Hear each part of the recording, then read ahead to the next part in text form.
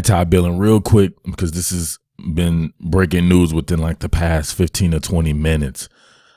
Major blow for the Georgia Bulldogs. If this is true, in journalism, I was taught to get at the least 3 different sources that aren't connected to each other.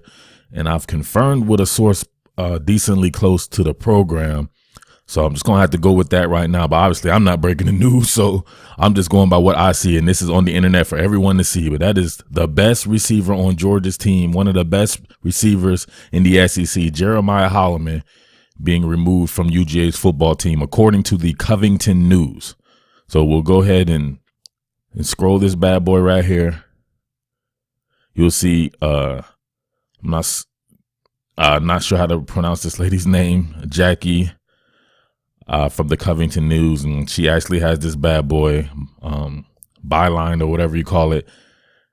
And she has quotes from Coach Smart, head coach of Georgia football. And he's talking about Jeremiah Holloman no longer represents the University of Georgia football from an incident that occurred April 22nd of 2018. So obviously we're in June of 2019. So it's a long time coming for something like this, man. So there must have been a super long investigation that was extremely under the radar, which is very rare in this time with media outlets, especially a lot of grabby type media outlets and a lot of people with sources. So this is a little bit of shock for something like this to come out from a local news publication like the Covington News. Obviously, Jeremiah Holloman is from Covington, Georgia.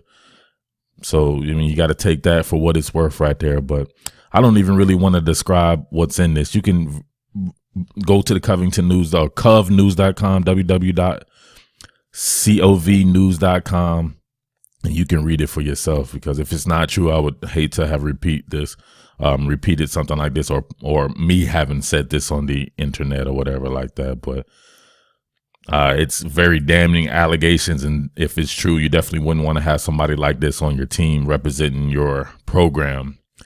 I got to know Jeremiah Holloman in the recruiting process. During the recruiting process, like I said, man, I might have went to like 3 or 4 of his games, like 3 straight games of his as well, because I knew he was going to make a decision for Georgia.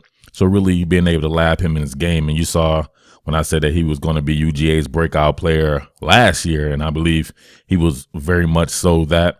And I thought he was just going to be a straight monster this year. Hopefully, I mean, just for just human sake or whatever like that. I'm not hopefully for a Georgia football player. I don't care about football players and stuff like that. To me, we're all humans. You know what I mean? Some people sensationalize and they'll be like, oh, he didn't do it. He plays for Georgia or whatever. I know this kid, and I'm not even going to get into something like that because with respect to the accuser and different stuff like that as well. So to me, we're all human beings, and I've never put another man on a pedestal regardless of what their status is. But like I said before, he seemed like a cool cat to me. Very much so, kind of a flashy kind of cat or whatever like that. I wonder about his development. I thought it would take a little bit of time for him to develop as a football player, and you can see he pretty much did. You know, I thought his hands were a little wishy-washy earlier in his career, definitely when I saw him in high school and at certain camps and stuff like that. But man, he got all of that underway, and if you see right there, he had 24 catches for 418 yards and 5 touchdowns. I said he reminded me of like a Paris Campbell from Ohio State. He's got that crazy athleticism, great top end speed, severe leaping ability. He got that Justin Ross, you got Ross, CD Lamb, Jumpman Lamb type of ability to leap. But it is what it is, man. So covnews.com. Moving the story forward, if Georgia is without Jeremiah Holloman, JJ Holloman, you would expect, man, that's a tough one. That Georgia lost like the top 3 or 4 receivers. Immediately, what comes to mind is Matt Landers. Matt Landers needs to step up. You saw him in the spring game. He did not have a good spring game, but the tools are there. He is very much the athlete of a Jeremiah Holloman, especially if we're talking about top end speed. And he's 2 or 3 inches taller than Jeremiah Holloman as well. He would have to step up. You would need some of the younger guys, some of the slot guys to really step up and take pressure off of some of the outside guys. So a Kyrus Jackson, maybe a Dominic Blaylock, one of these guys in there. But the tight ends, you got to start targeting these tight ends. And then, man, you need a guy like George Pickens to come in right away. But a cat like Tommy Bush, that's what I'm looking for. If you had Matt Landers and Tommy Bush both step up in the same season, a couple of highly touted 6'5" guys, man, it could be trouble for defenses out there. You know, so Georgia's not without talent. Tons of tight end talent out there.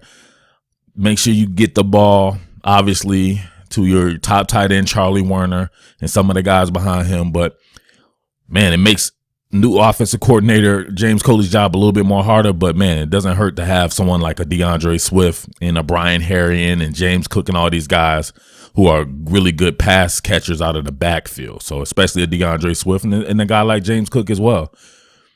Next man up, like Jeremiah Holloman, that he's more of a proven commodity, but he's only a proven commodity with like 30 catches to his credit or something like that. So wouldn't be hard to duplicate that if someone steps up, but you definitely was thinking about what he could do this year and how great he could become. But this next man up, Georgia's perhaps the most loaded team in the country. You know, I think people are forgetting how good Georgia has been recruiting. No lower than a top 3 class in the past 3 years, a number 1 class, a number 2 class, and a number 3 class. So the talent is there. Got guys coming in like Makia Tongue. Oh man, I forgot. You have a transfer coming in that's perfect. He's like a Jeremiah Holloman type talent, and that's Lawrence Cager, right? Lawrence Cager, you got a whole bunch of big receivers. It's time to get in there and get to work. Nothing should change for Georgia. Georgia should still be right there in the square, in the thick of things to win the national championship. And, of course, he still got that defensive side of the ball that should be lights out. Special teams is going to be pretty good. Oh, Demetrius Robertson. Man, I can just keep going on. I just keep thinking about cats right here. And this is off the cuff. I'm not even looking at anything. They have 10, 12 talented receivers on the roster easily that should be able to go out and replicate. Demetrius Robertson, the fastest cat on the field, no matter who's on the field with him. So let's get the ball to them. But, I'll have more. We'll see about this. I'll probably come back with an update. But I just wanted to get this out here real quick, all right? Thank you, and top billing to you.